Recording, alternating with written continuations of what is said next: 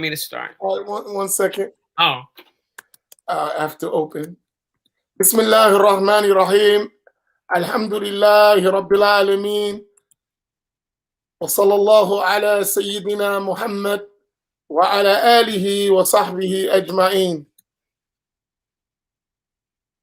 اللهم علمنا ما ينفعنا وانفعنا بما علمتنا وزدنا علما. اللهم لا سهل إلا ما جعلته سهلا وأنت تجعل الحزن إذا شئت سهلا.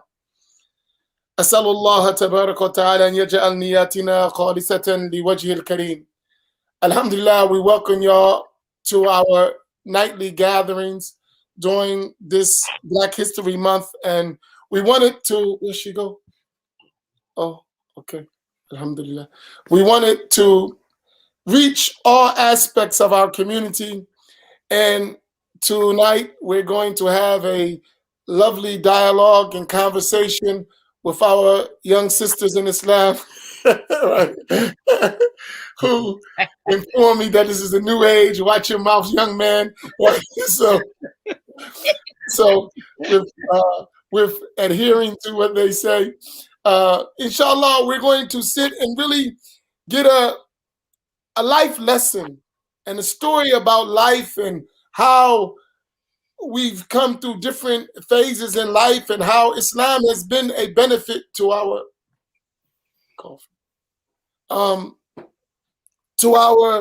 our community and our brothers and sisters.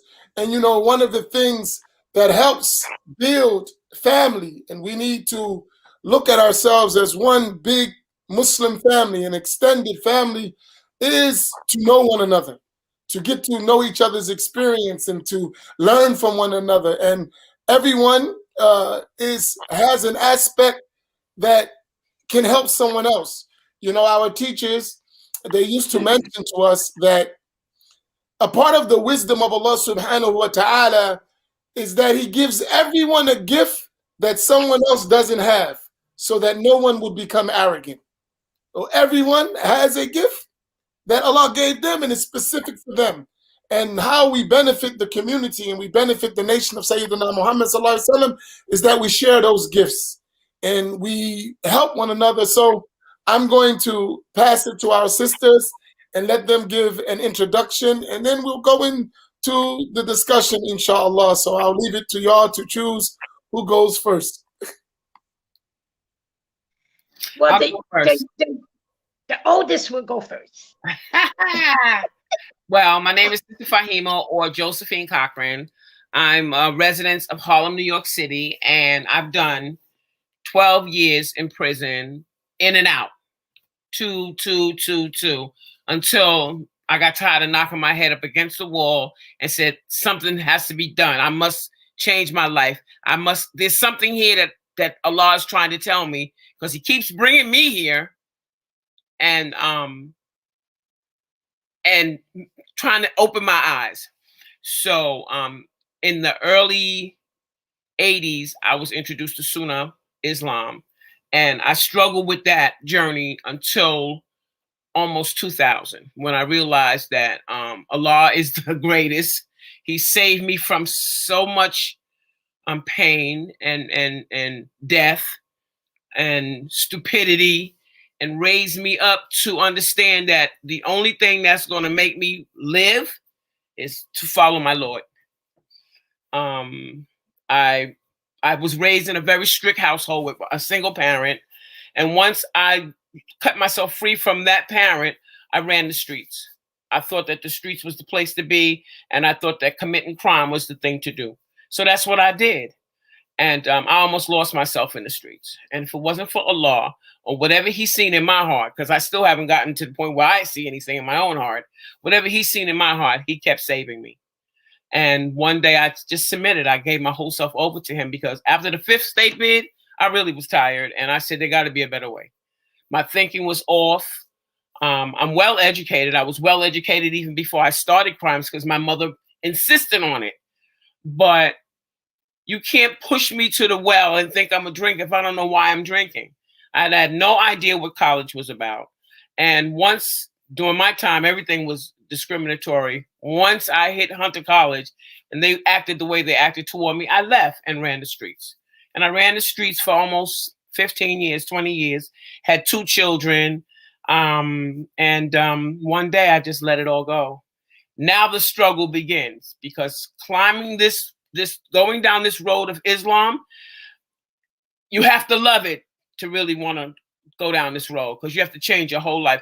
I remember learning something when I first started becoming Islam, and it was Islam as a way of life. I didn't realize what that meant until today. It's what I have to do. It's who I am. It's what I think. It's what I sleep. It's what I eat. It's everything to me because it saved my life. You know, I have a lot of friends who did the same thing I did. They're either dead or still in jail. I don't want to be in either one of those positions. So I am happy to be here today as a Muslim, as a Muslima. I'm happy to struggle. I'm so glad that Selina introduced me to your site. I done bought so many books. I don't know which one to read. And some of them, like Ghazali, over my head. I'm reading one now called The Creed, over my head. I have no idea what he's talking about, but I'm going to keep going. And now that I know that The Creed is the next book, I can't wait. So, thank you. Alhamdulillah. So my name is Selina, and I'm also from Harlem, New York. We can't hear you now. Sister Faheemah, can you put your mic on mute so she's clear? Oh, all right. Inshallah. Now, can you hear me? Sound like Alhamdulillah. So, I grew up as well in Harlem. And what I can say about my childhood is that I came from a family of drug dealers. I can't really say that affected my childhood because I had no idea that was going on in my household. I do remember a couple of times me and my sisters and brothers came home from school and our apartment was being raided, but we had no idea what was going on. We were just upset with the police because they were ripping and turning over all of our stuff, like our stuff. They were in the kids' room, like tearing everything up. We was like, what could they possibly be looking for through our stuff? So anyway, so that passed, and I had no idea what was actually going on in my household until I got old enough to really know what was going on. And at that time, like my mother and father were victims of the heroin epidemic. And I actually lost my mother to AIDS. That's where she died, from AIDS. She was an intravenous user, and I didn't know that all my life until one day I happened to get up and walk in early in the morning, and I walked into the kitchen, and she was in the kitchen, and one of her friends was in the kitchen with her, and he was, she had her arm out, and he was shooting up for her, shooting a needle in her arm. And when I seen that, she never even knew that I seen that because I backed out of the kitchen and just tiptoed out, and I never said anything about it. So yeah, so I don't know how much of a chance I even really had because I grew up in that world. Um, and I became Muslim back in the 70s. Elijah Muhammad, the Black Muslims were uh, really big. And, I remember deciding that I wanted to become a Muslim because I was always been a reader. And so I used to read the encyclopedias, and I used to read about Buddhism and Islam and Christian. And so, I had already kind of was leaning towards Islam. And so then I decided that I wanted to become Muslim. So I came home and I told my mother, as of today, I'm Muslim and I would not be eating any more pork.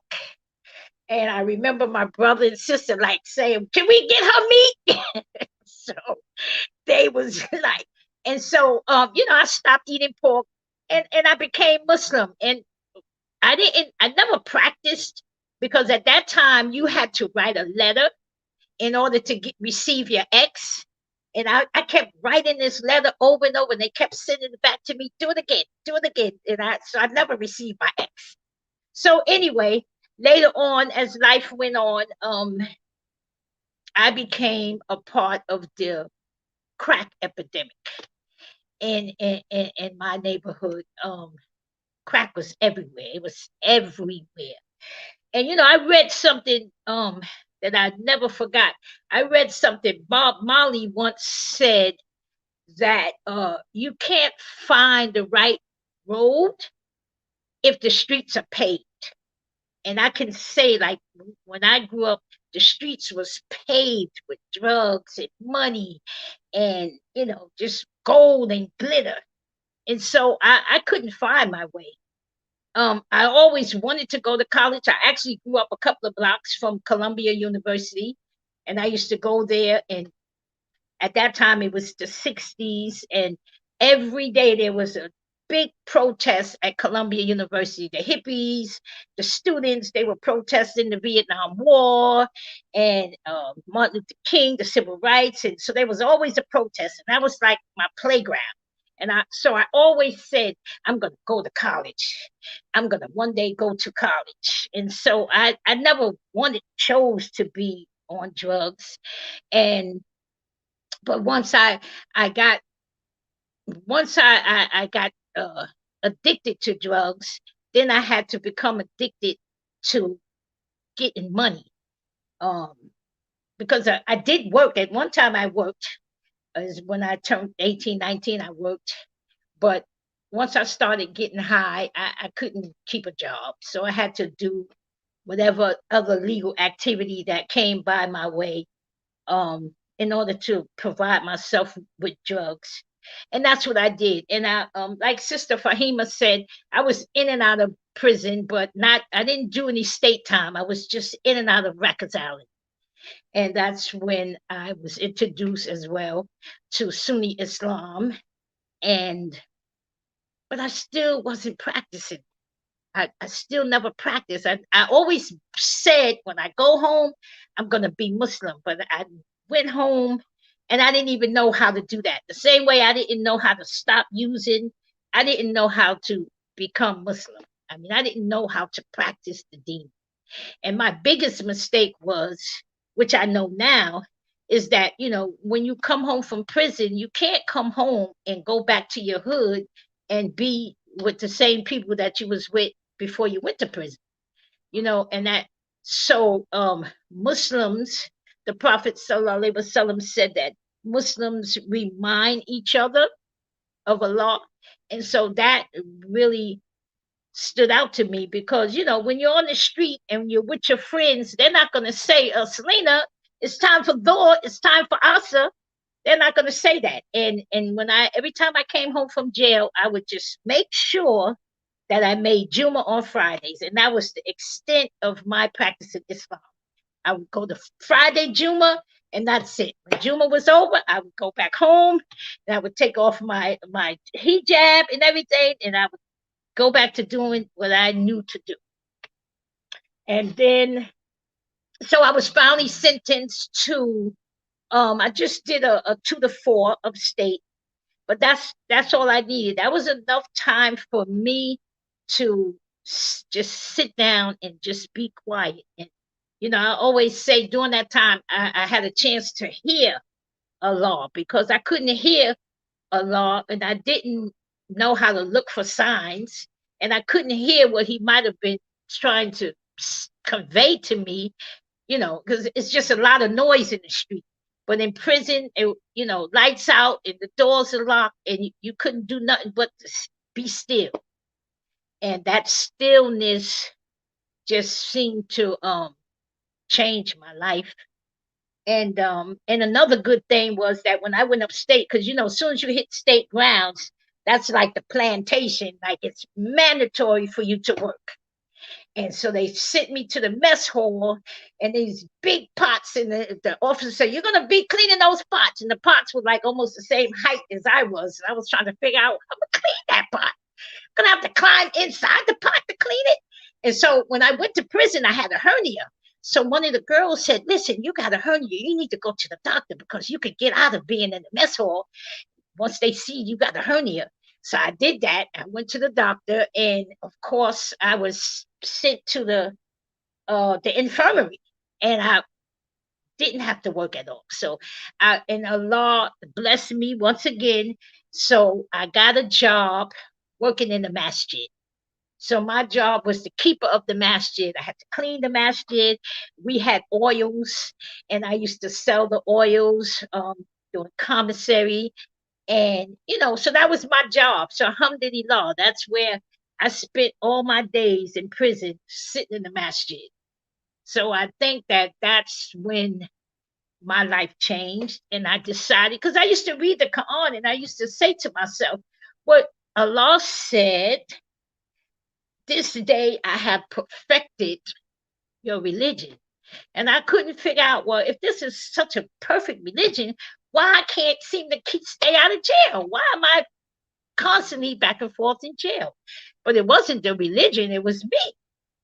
Um, I just wasn't practicing. And so, I say, I always say, because I lived in the street. Like, I lived by the code of the street. And I always say, thank God that I didn't die. Because had I died during that time, and the angels came to me in my grave to question me with the three questions, I think I would have got the first two right. Who is your Lord? I think I would have been able to say Allah. And I would have been, who is your prophet? Muhammad ibn Abdullah sallallahu alaihi wasallam. I think I would have got those two questions. But when they asked me, what is your deen?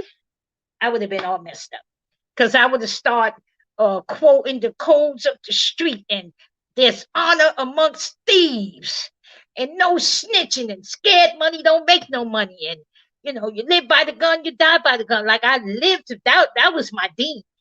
And had I gave those answers, had I died and gave those answers to the angels, like, I would have died all over again. They would beat me to death. So alhamdulillah, Rabbi Alameen, I didn't die back then. Thank Allah. And so, yeah, so I came out of prison, and I decided, okay, Selena, you got to do this a different way. You can't keep doing the same thing and expect different results. And so I decided to find a masjid. So I call it masjid hopping, because I was going from masjid to masjid, and I didn't feel comfortable here. And I salamed the sisters at this masjid, and they didn't respond to my salam. So I said, I don't want to go there. And so I kept moving around. And actually, Sister Faheemah, she told me about Masjid Sabor. And so I went there, and I felt comfortable, and I made that my home masjid. And I became a member of Masjid Sabor. And, I got all the sisters' phone numbers, and I had the imam's number, and he had, and it was so funny, because one Friday I didn't come to Juma, and later on that day my phone rang, and it was the imam. He's like, why you didn't come to Juma? And I looked at the phone like, what? Like, what are you doing? Why are you not here? I was like, oh my God, these people are calling me now. I gotta be responsible and answer to them. But that's what I need. That's exactly, Allah put me right where I needed to be. And alhamdulillah. And now, today I can truly say that, like, Allah I've depended on Allah, and He has got me through all of this craziness. I remember, I said to Allah, because I feel like I have a relationship with Allah, because I live alone, so I talk to Allah a lot. And so I asked Allah, please, can you invite me to your house? And then maybe a couple of months later, I had the opportunity to make Umrah. And so when I walked, I remember, it just makes me emotional. But I remember walking through the doors, and the guy that we had, he said, everybody look down at the ground. Don't look up at the Kaaba until I tell you to. Just look down at the ground. And so we walked in. And so then when we got all the way in, he said, okay, now look up. And so we looked up at the Kaaba, and everybody started crying except me. I couldn't cry. And then I started saying, oh my God, what kind of Muslim am I? Why can't I cry? Everybody's crying except me. I was like, oh my God, something's wrong. I can't cry. And everybody cried, but I couldn't cry. And I actually didn't cry until the last day.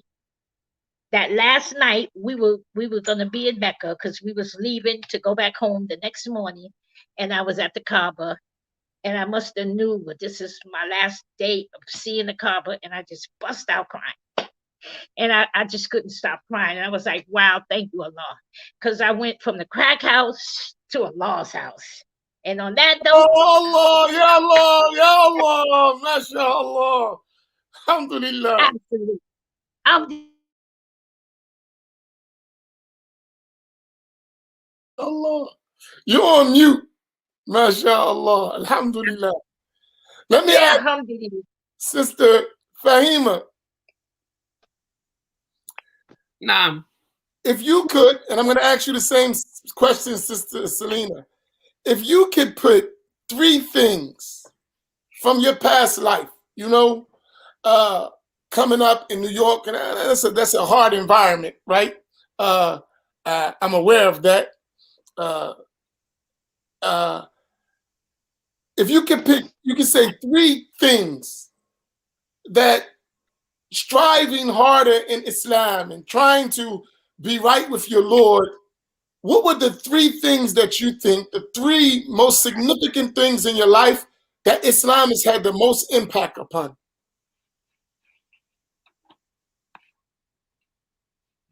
When I was coming through the streets like Selena, there's a voice that we hear inside our body. But I never paid any attention to it because I didn't know what it was. Today, I know that's my soul.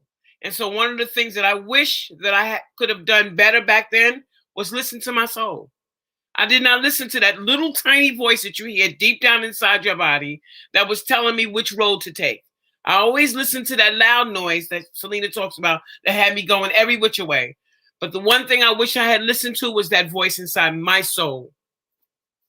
I wish that I had the opportunity to have studied my Islam more intense, learned my Arabic, went to an Islamic school. I had the opportunity to do it myself, and I didn't. So that's the second thing, was to educate myself in my Islam and learn my Arabic. And the third thing I think was, and I beat myself up about this a lot, was I didn't give Islam to my children when I should have. I did not give it to, I put them in the Sister Clara Muhammad School, but that's it. I didn't help them. We didn't learn it together. And so I made a mess of my children's lives. Was that on 116th Street? Yes. Does the Sister Clara Muhammad? Yeah. Okay, alhamdulillah. I used to live in Brooklyn. So I grew up in the Ansar Allah community. Okay. So see the people in the white, so hitting the train. So my route was I used to walk from Bushwick Avenue through Brooklyn. Then I would go over, come in, take the A, come into Manhattan, sleep on the train, come from that's how we were soldiers. So I would come in, go in Manhattan, do my route in Manhattan, make my way to the Bronx, stay at Yankee Stadium, persevere, come back into the nighttime when it started jumping on 42nd Street, make my money, then hit Brooklyn to go home. I know New York like the back of my hand from being, pedaling. Oh, okay. So I know 2 sisters from the Ansar community. Yeah. I'm really aware of, the streets in New York.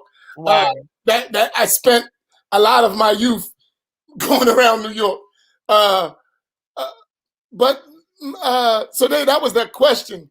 The other thing, what was your toughest challenge going from a life of, crime and issues and making that transition to trying to be an upright Muslim? What was the biggest challenge you think to do that? And I'm gonna come to you next, Selina. Well, for me, the biggest challenge for me was recognizing that I was a criminal and a crackhead. I ain't think I was none of that. And I didn't even think I had issues. So in one of my incarcerations, I was told I had to do a program called KSAT. Mm-hmm. And when I got to KSAT, they lit into my body. They gave me fever, but it opened my eyes, my soul to me. I'm a criminal. I used to like to smoke cocaine, and that was the hardest thing for me to accept and to let go. I didn't want to let it go. I even didn't want to let it go to the point where my last bid, I was still committing crimes and had a good job. But that's being on the fence. I was on the fence. I had not submitted to my Lord. And when they arrested me that time, everything hit me. I just said, "Oh Allah, I'm all yours. Whatever you want me to do." I have not turned back since. That was 20 years ago. Mm. Sister.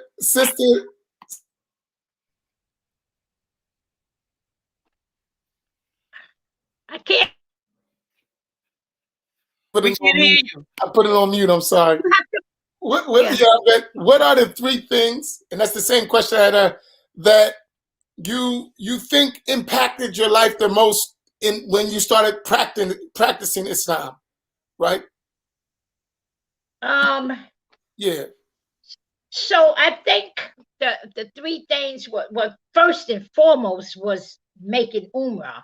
That alone was like a serious life changer for me.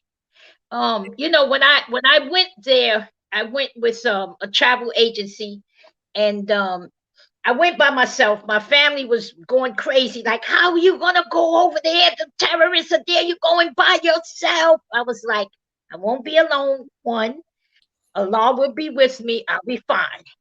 And so I went there, and that was a life changer for me, because I went with a travel agency, so they have all these tours set up, and today we're gonna go here, we're gonna go there. Well, I didn't go on none of the tours. And so I remember the brother asked me, like, sister, I haven't seen you on the bus in none of the tours. And I told him, I said, so I'm sorry, sir. It's not that I don't want to participate, but I didn't come here for that. I came here because I needed to be close to my Lord, and I needed to talk to him, and I needed to just get some direction about which way to go. And so I would leave out the hotel, go eat, and then the group would get on the bus and go all over the place. And I would just, when we were in Medina, I would just go right to the Prophet's Mosque, and I would go inside, and I stayed the whole entire day. Same thing when we went to Mecca. I didn't go on any of the only tour I went on was I went to see the tent city, and I went to Arafat. That was the only tour I went on. The rest of the time, I spent the whole time just sitting there at the Kaaba, just sitting there. I don't even know what I was doing. I was just sitting there, and like I couldn't move. But that changed my whole insight on just life, period. So that was one of the things. I think the second thing was just getting involved with the masjid, and becoming involved, and getting to know the sisters, because I had no friends, no girlfriends who were Muslim. And so when I started making friends, and Muslim sisters, and they would call me, and they would invite me out. We would go out to different events, and so that changed my life. And just practicing the deen, because when I was in prison, like a lot of people, when I was in prison, like I was the perfect Muslim. It's easy to practice Islam in jail. You don't have nowhere else to go, nothing else to do. So I didn't have anything else to do but practice the deen. But is going towards your next question, which was the hardship or something. Yes. Anyway, that was my biggest hardship, was practicing the deen once I left out those gates of prison, because the prison for me became like a safe place, because I was safe as long as I was in there. I was in the masjid. I was the keeper of the masjid. I read and read, and I was safe. There was no drugs. I mean, there was drugs in the prison, but I didn't have any money. I didn't have packages and people sending me money. I didn't call nobody and ask for any money. I just did my time. And so for me, So, prison was a you safe did a hard bid at that, huh? yeah. Yeah. So not only I But was getting, I was handling it. right, yeah, I figured it's nothing else I could do but handle it. I was dead. I couldn't get out, and so alhamdulillah. And so my biggest challenge was when I got out of prison and I had to leave my safe space and go home. And that was my biggest challenge because your friends see you go, hey, you home, congratulations, come on, let's go, and like, no, I didn't want to go that route. So that was my biggest challenge, just trying to stay clean and to not get involved in that whole lifestyle. I got myself a job, and that was easy. And then I went to school. So once I got a job, I realized I need to get an education in order to move up because I was on the job and I had learned how to do everything from the basement to the roof. And people were coming in and I was training people and they were making more money than me because I didn't have the education. And so that's when I decided to go to college, and I started going to college, and I didn't stop until I had 3 master degrees. Allahu And I Akbar. think the reason, Allahu Akbar. Say yeah, that again. They didn't hear that. 3 master degrees. MashaAllah. And Wait, and hold on. the Wait, 1 second. We need to emphasize that, right? reason Right? Okay, here we go. We got to get that, right? They need to see that, right? That's yes, something we can just pass by where we at. right. Now, this is uh, 3 master's degrees, right? Master's degrees. Okay. And the reason why I What, pursued so many. could you tell us what those master's degrees are in? Oh, okay. So I have a master's in communications. I have a master's in sociology, and I have a master's in social work. Allahu Akbar. And here, Uh-huh. one of the most beautiful things is that you're showing how it's never over. It's Right. never over. No Absolutely. matter what you're going through in life, no matter what you've been through, it's never over. Yeah. That is an inspiration. That's why I wanted to put it out. Like that's an inspiration for every young person who's struggling to realize Yes. and say, listen, there are some people who are out and never had these problems and can't get 1 master's degree, right? So that's despite all of that, Mm-hmm. you had the ambition to go. That's amazing, man. Allah reward you and raise your rank and make that as an example for all of our young people that are Right. struggling because our situation is still the same a lot in the city. Just look Mm-hmm. at Sister Selina, look at Sister Faheemah. It ain't over. Keep going. Imam al-Haddad, and y'all know this in the lessons, he says he has a beautiful saying in his line of poetry. Just 2 words. Jahid to shahid. You struggle and you will witness. Right? And that's Yes. something that we need to live by. Those beautiful Mhm. words. Jahid to shahid. Okay, go ahead, sister. MashaAllah. And so when I graduated with the 3rd master's, I got an opportunity to teach at the college. And so I was teaching at a college. I don't want to name the college because, well, I'll tell you why. So anyway, I was teaching at this college, and it was in Harlem. And most of the students at the college curriculum, because it was in Harlem, the college curriculum was centered around life experience. And so I used to tell my story in the classroom because what I found out is that most of the students in that classroom either they had been to prison or had some kind of police contact or they had a family member that was in prison. And so, and I use my story as an inspiration to the students. And somehow the dean got wind that I was telling my story to the teachers, I mean to the students, and she was a black dean, and she fired because she was like, "What? You telling the students about you've been in prison and you've been on drugs? Oh no, no, no." So anyway, long story short, she fired me. And she was black. She was a black woman. I was so upset about that.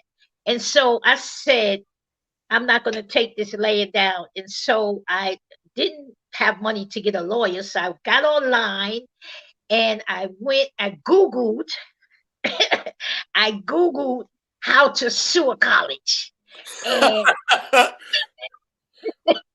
And and it told me exactly what to do. And then I got in contact with the New York State Department of Labor, and they told me what to do.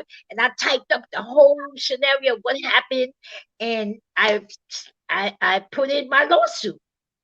And I put in my lawsuit, and the State Department, Labor Department, they called me about 20 days later, and they said the college wants to settle with you. And I was like, settle? We didn't even go to court yet. And then she was like, they don't want to go to court. They want to settle. So how much money do you want? And at the time, and all my friends were so mad at me. Oh, you should have said this amount, this thousands and that thousands. But at the time, it wasn't even the money. It was the principle. How dare you, black woman, fire me for teaching my life experience in Harlem in a classroom full of young people that are going through the same experience, or are aware of it, family members. And so I was so upset about that. It wasn't even the money, it was just the whole principle of it. And so I wound up I told them, I said, listen, I was out of work for a year, just give me my year's salary back. That's all the money I want. What I want is to get my job back. And so they granted it to me. They granted me my job back, and I got a year's salary. And I was happy because I wanted my job back, because I wanted the opportunity to help these young people, in their road to college.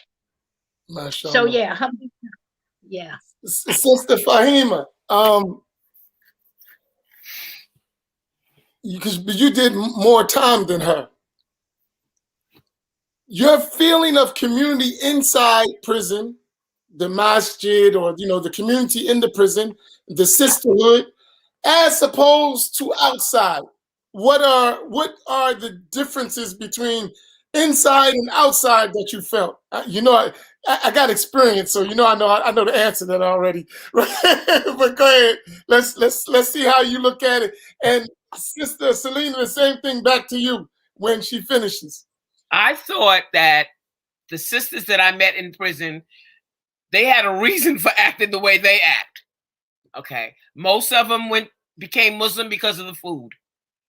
But a lot of the people did not practice Islam the way it wasn't in their heart. So I was so happy when I finally decided to let that world go and come to the world and be a part of the mosque. Mm-hmm. There's not that much difference. I hate to have to say that, African Americans, and I love my people to death, but we just cannot get it together. They acted just as bad as some of the people in prison. And these are people who've never been to prison and who have good jobs. They have the same personalities, the same characteristics, the same attitudes, the same actions. And what I concluded is, if we don't listen to our soul, to our heart, and change our behavior and change our actions, we're not going to progress. And let me ask you a question. If you could put your finger on what is needed to change that condition of sisterhood, or I'm not speaking sisters, we could say it in brotherhood. If you could put your finger on one thing, if we could do this, it would get better. What would it be? A community without the influence of America. A community, because see, we came out of slavery. We didn't get together and say, let's do this together and love one another. Everybody went in different directions trying to make up their life. But today you can see the remnants of it. Our children are crazy. We need a community where we are in charge of our community economically, governmental, police, and we need to learn to love one another and let go of some of those negative connotations that we have, and follow our leaders. Interesting. We don't have none of that. We following that one, and they don't mean us no good. We need to follow our leaders in our communities of religion, of Islam, and stay focused on just that and love one another. We don't love one another. We are hateful towards another like crazy. And that's from slavery. They put that in us. They put that in us, and we haven't let that go. He said something to this effect. And he says, you know, I'm sorry to say, if our problem, and this is a general problem, it relates to really all people, unfortunately. We need to improve in this. He says we're not good with one another. And we need to work on that, right? And one day I remember during the beginning of a class, he made the whole class cry the way he said it.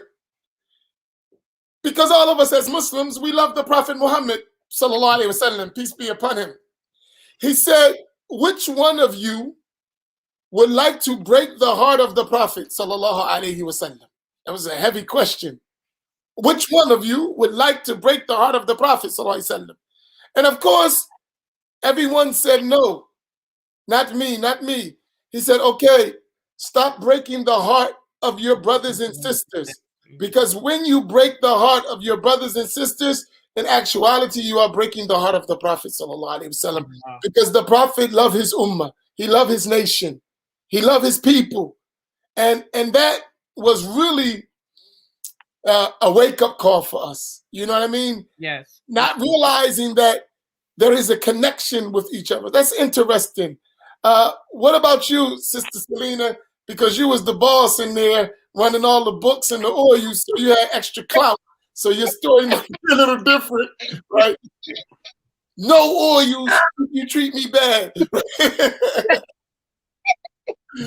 Yeah.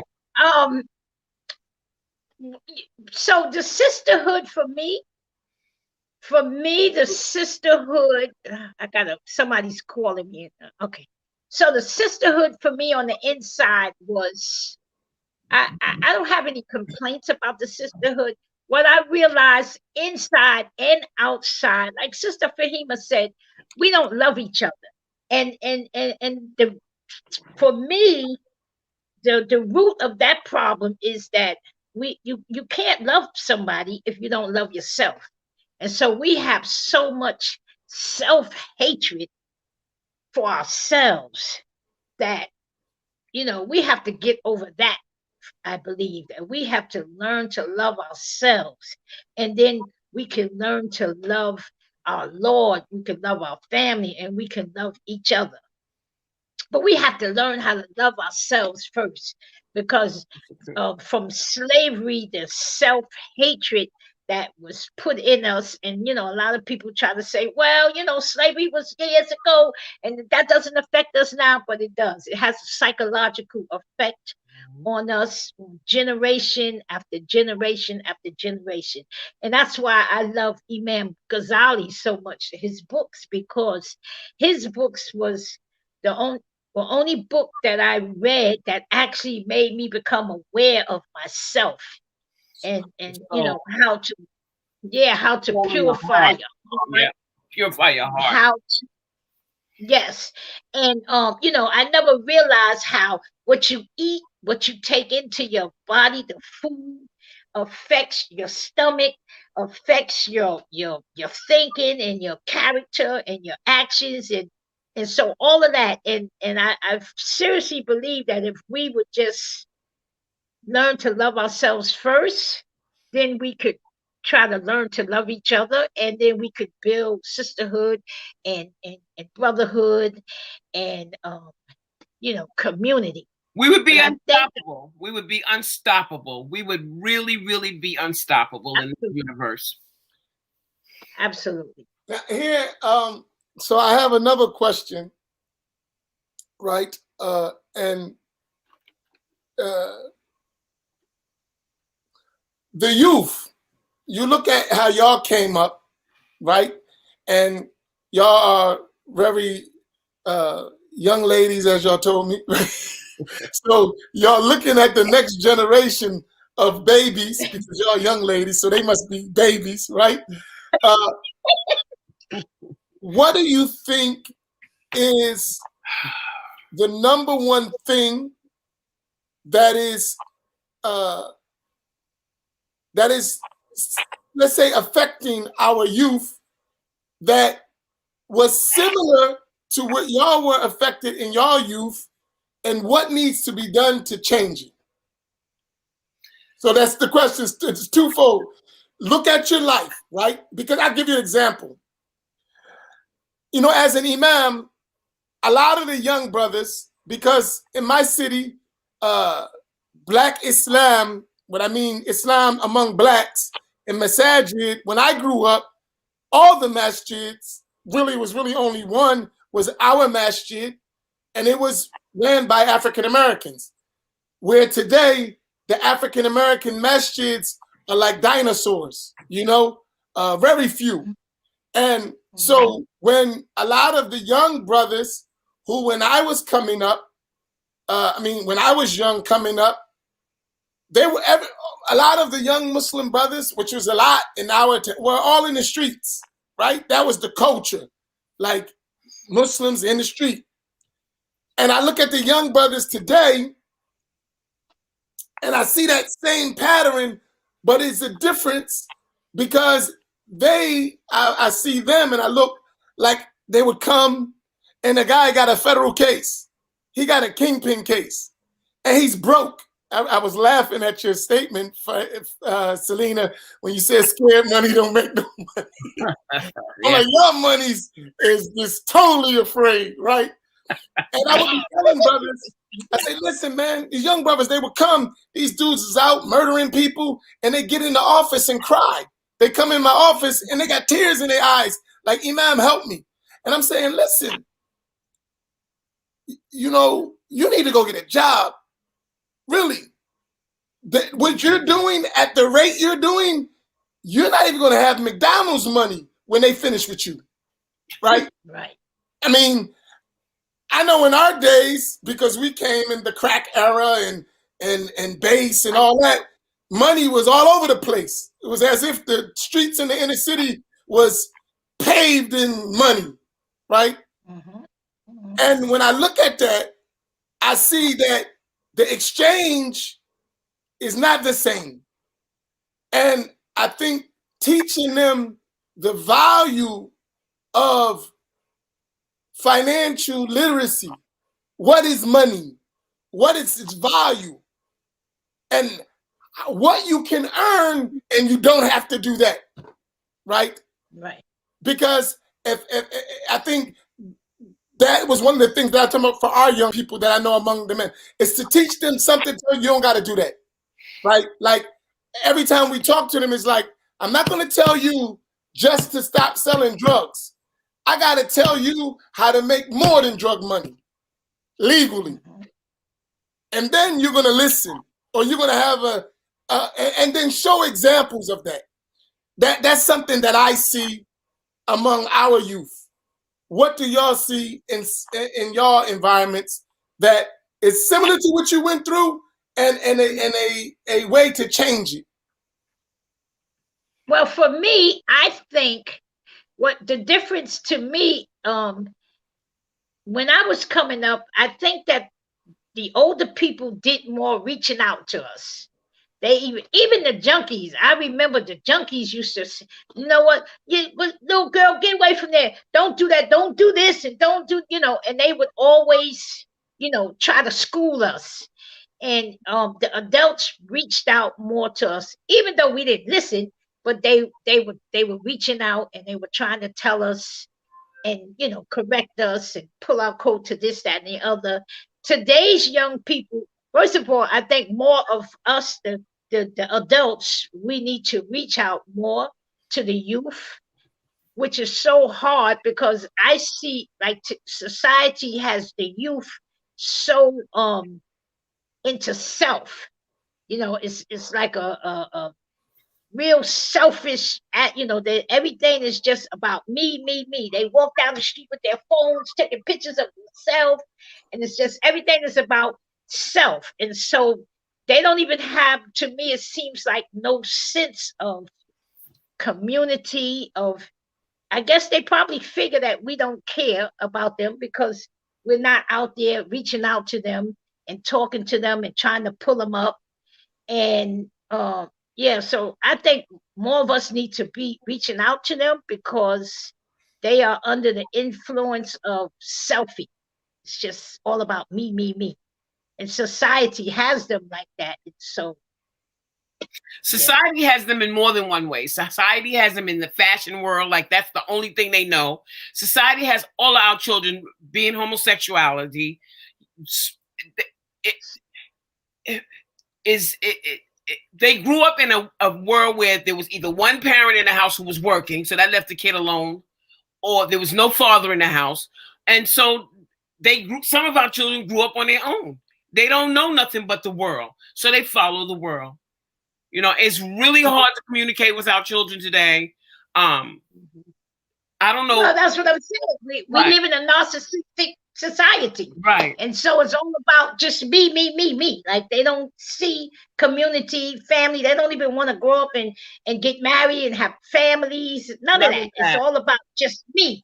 So what advice or what role or responsibility, let me say that, would you as sisters, and you had the opportunity to sit down with a bunch of black men, a bunch of men, Muslim men, let's just even narrow it down, African-American Muslim men who are going to face these inner city communities with these youth, what advice and what encouragement and would you give these men?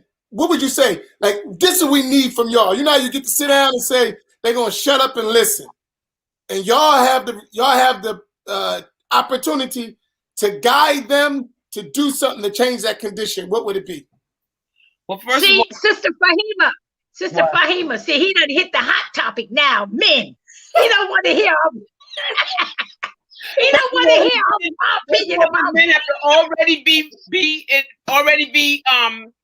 have their own business or their own jobs, or they have to show these youth that what I'm telling you happen works. Yes. I have a house, I have a car, I have a family, I work my own business.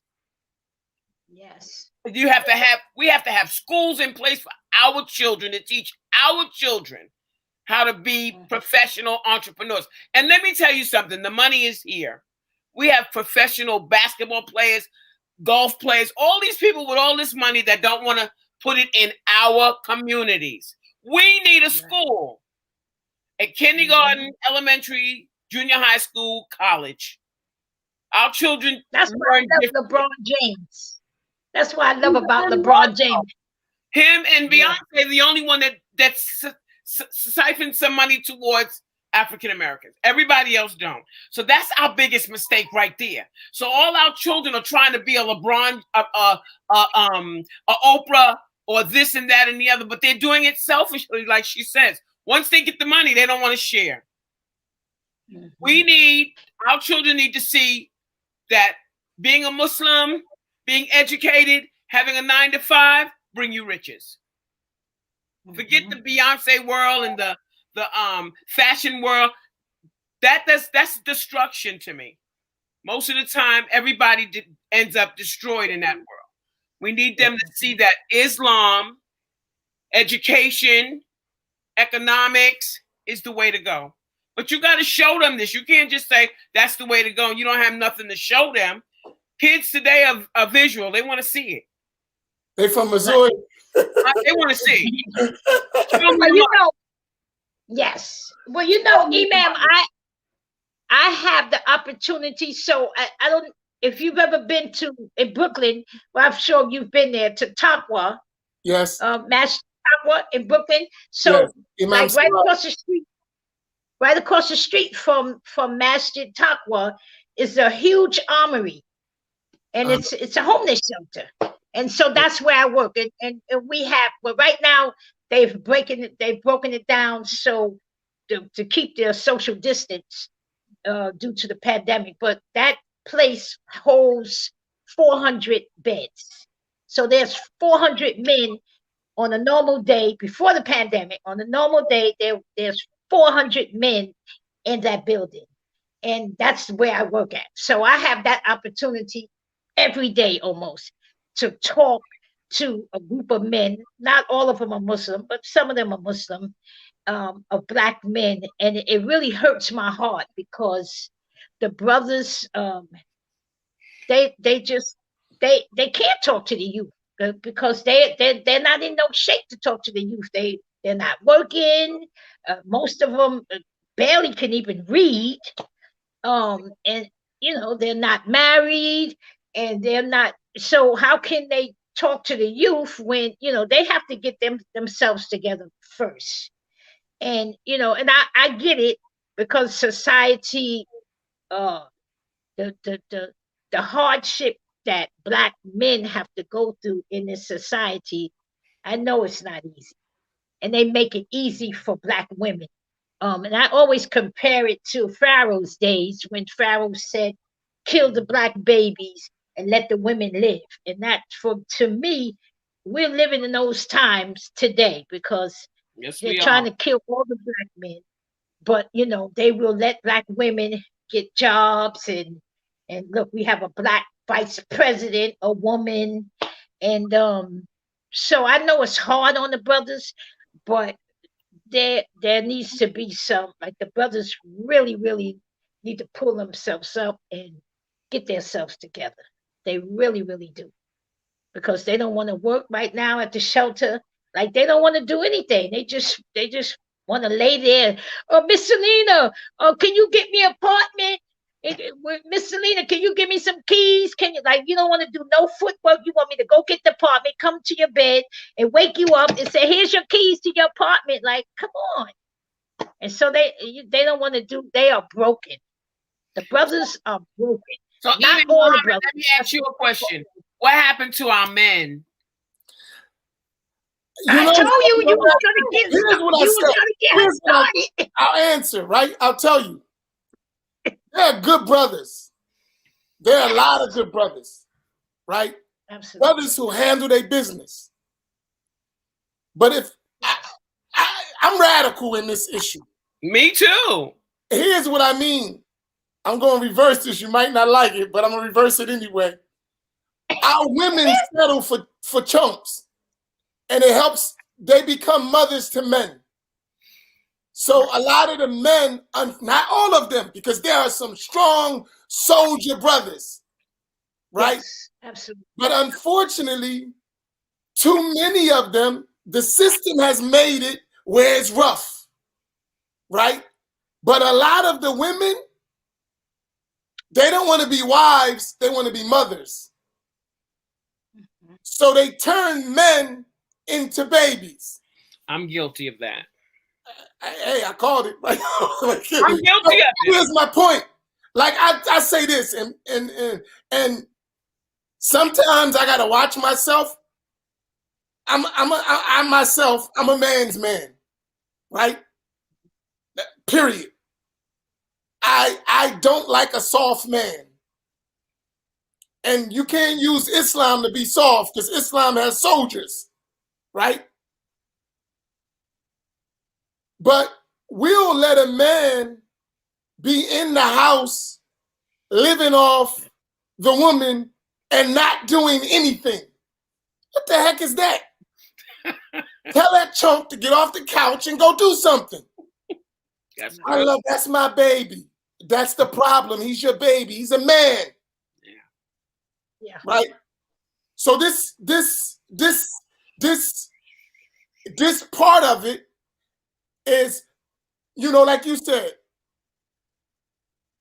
I grew up where you had to be a man, right? No excuse about it. Every man, and I'm talking when I was in Brooklyn, as a teenager, I learned this. Every man got to go out and every day got to bring back to the mosque $100 a day. You know how hard that is, and you ain't selling drugs? Right. You selling oils and incense and books that nobody want to read? And you got to get that money Right. every day, Right. 365 days a year, no days off. You're going to be a man. That's right. Right? So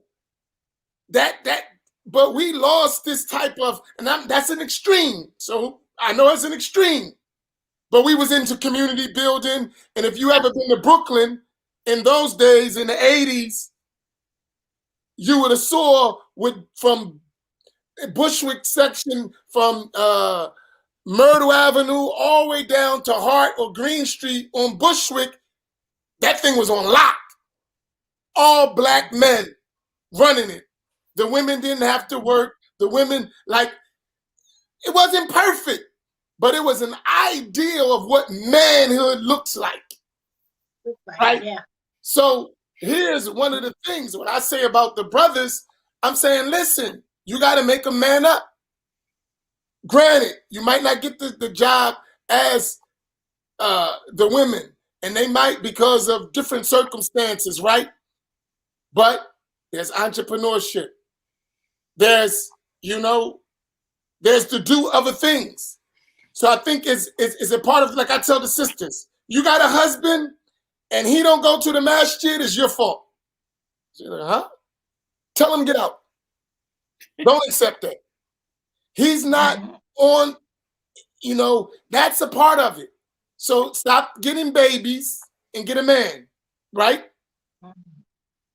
Like, don't call your husband my baby. That's my man. Because psychologically, sometimes he start acting like a baby, right? So we all got a role to play in that, right?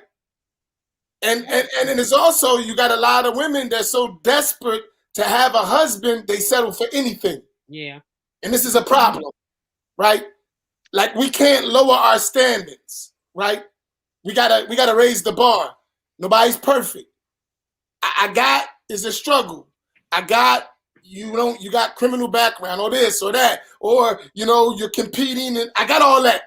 But you're a man. Figure it out. And when you create an environment, develop an environment like that, you'll produce more men, right? Yeah, because sons will grow up. Yeah, you got to have men who walk that talk, though, right? Right? And there's not supposed to be arrogance in the deen, but there is a such thing as dignity, right? You're not supposed to have kibr, arrogance, but you're supposed to have some izzah. You're supposed to have some dignity, right? And if we get that back, I think we can change that situation. Because a lot of the young youth, they look at a lot of these men and they're like, you a chump. You can't tell me nothing. Right. You a chump. I mean, that's our talk. We understand. Remember, this is right. But we have an hour conversation. And I remember talking to one of my teachers. He said to me, he said, Sheikh Amin, you're a sheikh. I know you're doing with your people, but keep a certain. I said, no. If we're going to relate to our people, I can't not be with my people. And if someone else don't understand that, then that's your problem. State problem. Right? That's your problem. I'm not going to adjust what is needed and to talk to my people in a language that they understand just to make you comfortable. We ain't doing that. We ain't doing that. That's because right. Because when I look at you sisters, and I give you an example, and I think about this all the time, right? I think about this all the time. I remember being in those crack houses. I never did drugs in my life, ever, right? But I helped move that condition, expand it. I remember sitting and seeing women with their babies sitting around one crack pipe. I remember those days. And I remember, and that was one of the first things that came to my mind after 13 years away from being overseas and then being in prison, when I came home, that was one of the first things on my mind. I got to go back and fix that environment I helped destroy. Mm-hmm. And I've been doing that, and brothers like me since then, for over 20 years, right? And I still see the results from the 80s. Our children. And the adults and the children and the grandchildren, and I see it. You know how many janazas I done, and I'm burying your grandson. I remember your mom. I remember your dad. That's right. So there is Operation Manhood that needs to kick in our communities. Yes. But we need women to help men be men. And I think that's something we can work on, because we got strong men. But we got to bring those strong men together, and then we got to stop giving men who don't want to be men a pass. Right. Right? You don't get no pass. Kick them to the curb. While working on them, but you're not getting a pass. Right. Right? Because we can't afford to throw our people away, but you got to man up. Right? You got to man up. That's right. And as long as you're manning up and you're trying to do the best you can do, even if you're struggling, we with you, but you can't quit. Never. And that's the same thing we are like with religious knowledge. You see, we're at it. You may look at me sometimes, I look like I'm ready to fall out, right? Tired, right? But we got to keep going. Yes. That's the spirit that we got to instill in the next generation. A spirit of sacrifice, a spirit of struggle, and a spirit of responsibility. More than all of that, a spirit of responsibility. Because we are a great people. Yes, we are. We're still a great people. Yes, we are. Despite all the things that we face, we can do it. But the sisters need to see men in front of them, and they need to push those men. Because unfortunately, I can tell you this, in most imams, you got Imam Naeem in here, our biggest supporters in our communities are the women. They're the soldiers. The women. The women will sacrifice everything, time, money, energy, everything. And the brother just said, yeah, my wife will do it. Ho, ho, ho, ho, ho. No, your wife ain't doing nothing. You get up off your butt. And that's what we got to have. But we need your help as sisters to make these men man up. And that means sometimes you might be a little uncomfortable. You might be a little, but it's worth the sacrifice. You know what I mean? And you look long term. So we went over the time. So I'm gonna give y'all. We gonna come back another time, because one of the things that I like is that when we have these conversations, if y'all ever, when this pandemic is over, you'll see, if you come to Masjid Muhammad, I sit with the young ladies all the time. The young ladies like, yo, right? That's my crew. And I'm telling you, sometimes I used to be with our sisters. They're older than me. But we would be 2, 3 in the morning in the masjid, kicking it, working, getting things done. It's soldiers. SubhanAllah. And they over 60. And they work like they 20. But you gotta, and anyone who's been to Masjid Muhammad know that. Our elders are soldiers. Our young ladies, who we call elders, they are soldiers. and in our community, we need y'all voices, because in our communities, y'all become women, right? And y'all will straighten a joker out. Y'all not as scared to say, listen, man, come on with all that crap. Right? But why not? That talk to the brother. Oh, so it's a brother, I don't want to talk to him. Oh, you listen, joker. Right? Right. We need that. We need That's why we can't get no husband. That's probably why I can't get no husband right now. I don't take no shorts no more. No, we husbands out here. And we Yeah, need we to can't do get that too. So guess what? We're gonna work on that too. That's another thing. But guess what? I thank y'all.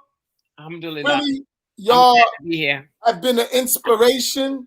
Subhanallah. And y'all didn't. I don't know if y'all see all the comments. You touched a lot of hearts tonight. Oh, alhamdulillah. Allah reward you. Right? And I hope this Subhanallah. is just the beginning of strengthening our family, right? Because Absolutely. I'll give you something. I had a sister, and I know she wouldn't mind because it's she's my oldest sister. I'm the youngest, but I was always like her big brother. And my sister went for at least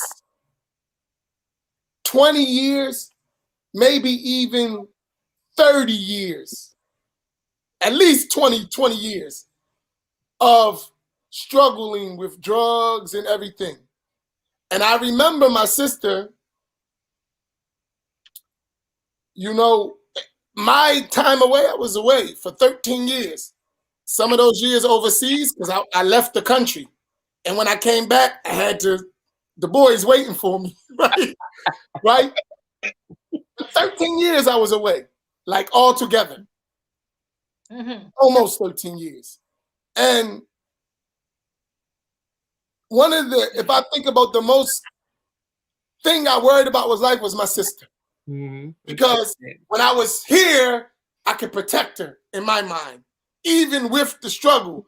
But when I'm gone and I can't come, right? But when I finally returned to Atlantic City, my sister was still struggling.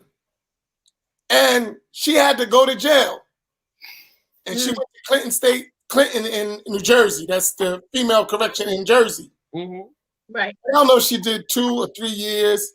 And I remember she came to me, they're going to send me to jail, do this. I ain't doing nothing. You going to jail. Right? And yeah, it hurt. That was my heart. I'm like, you going to jail. I'm not helping. Forget about it. Right? But I was there for her whole bid. And when she came home, I was right at the prison to pick her up at the place. My sister has never looked back since. Subhanallah. Advisor, management, she runs, she makes great money, she's an entrepreneur. Never look back.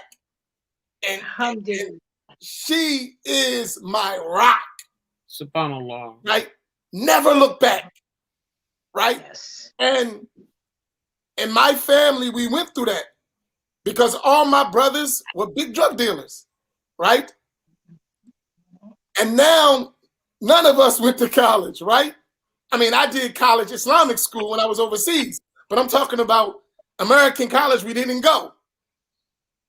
Now all of our kids went to college. That's right. All of our kids got good jobs, good careers. And some of them are younger, are still like, so there is this change. And we need to see that in our communities, right? And so, Allah, you know, we'll keep going at it.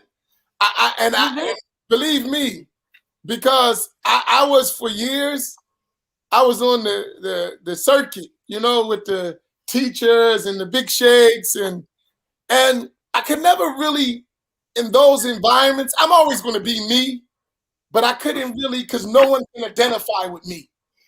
And I made a concentrated effort some years ago.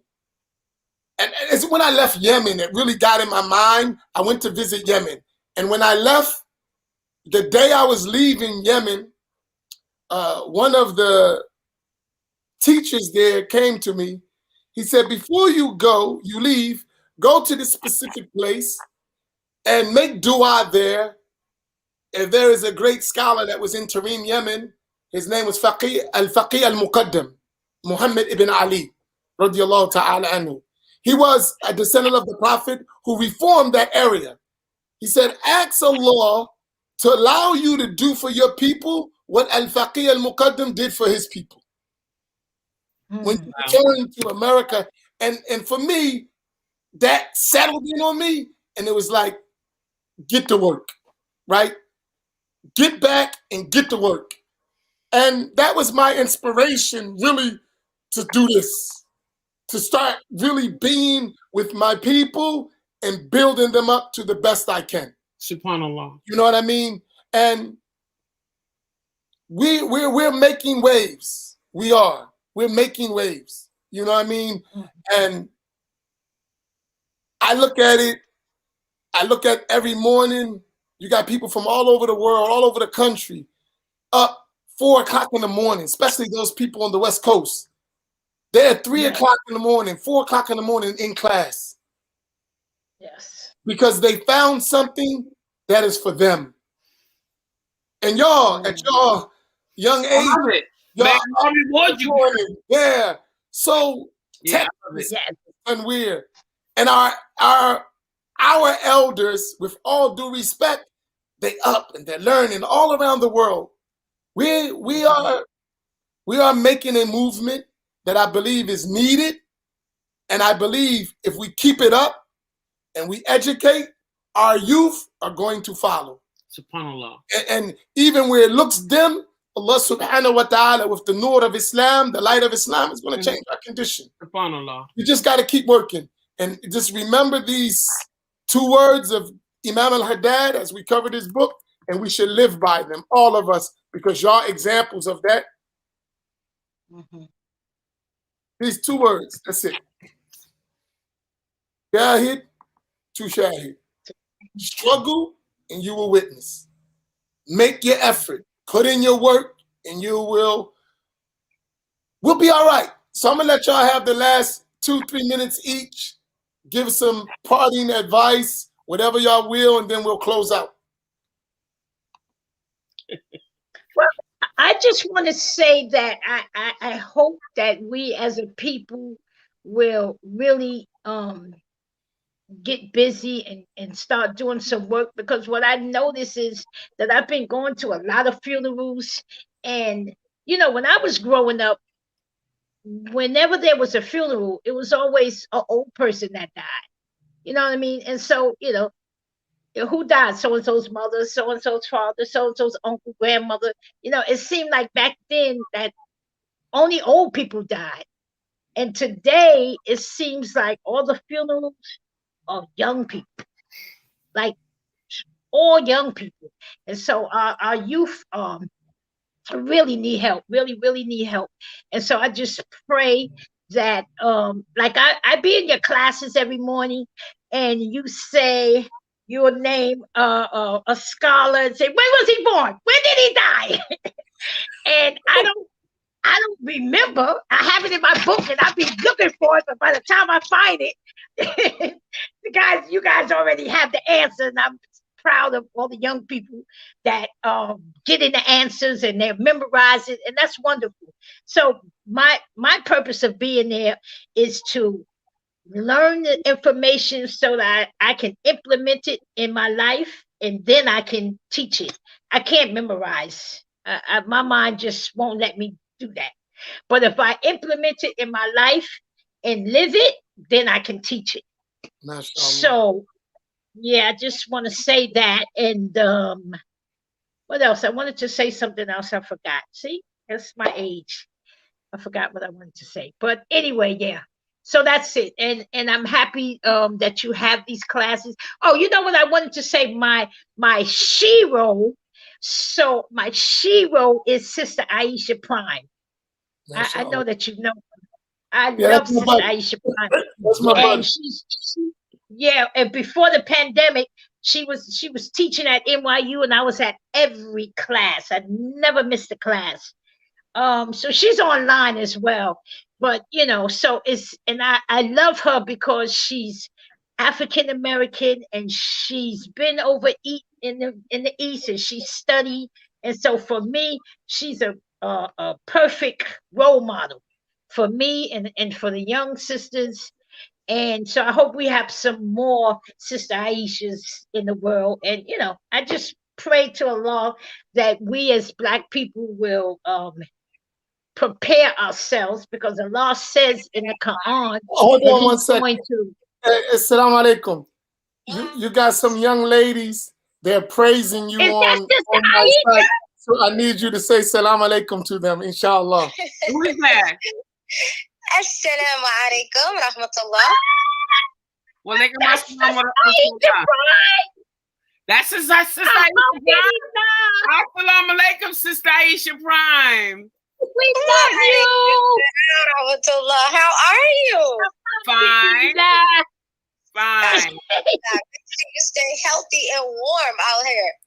Yes. Alhamdulillah. They said they were with you at NYU and they miss you and they talking about you. I can't do nothing without you taking over. You just said that women have to take charge, so she does her job. Allah preserve you. Allah preserve you. So good to hear their voice. Inshallah ta'ala, we're going to get you to come in and talk to them. Everyone's like, Aisha Prom, Aisha Prom. We want to hear Aisha Prom.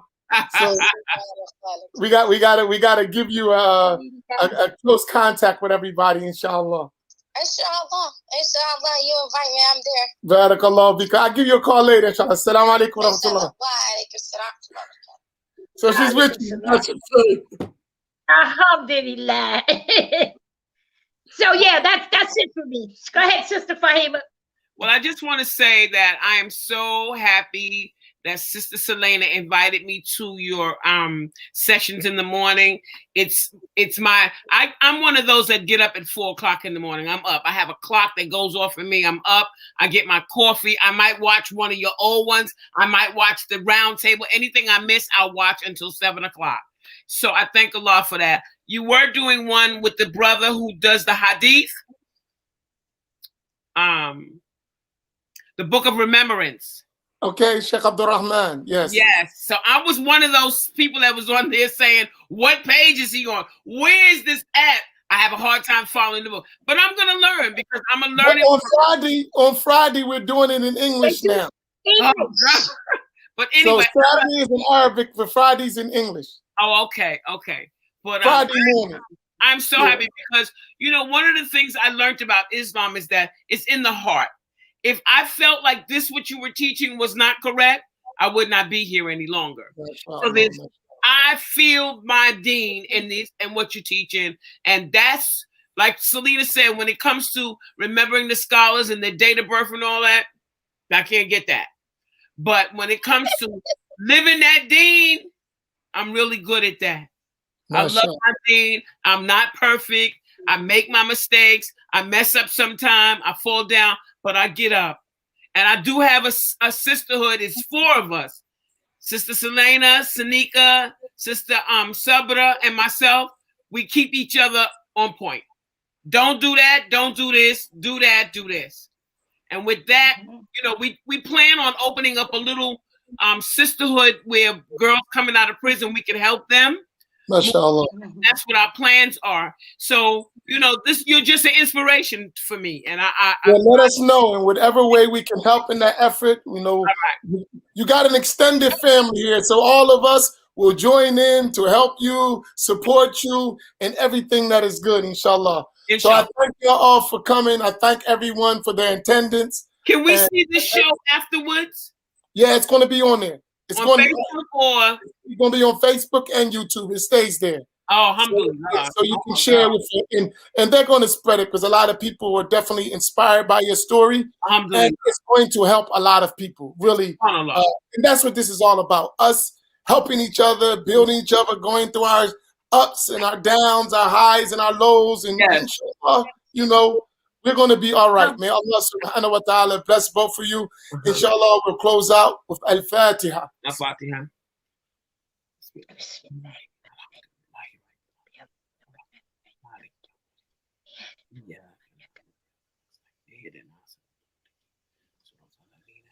All right, we partied all night, so we don't have an excuse still. We got to be up for class. Assalamu alaikum wa rahmatullah. Wa alaikum assalam wa rahmatullah.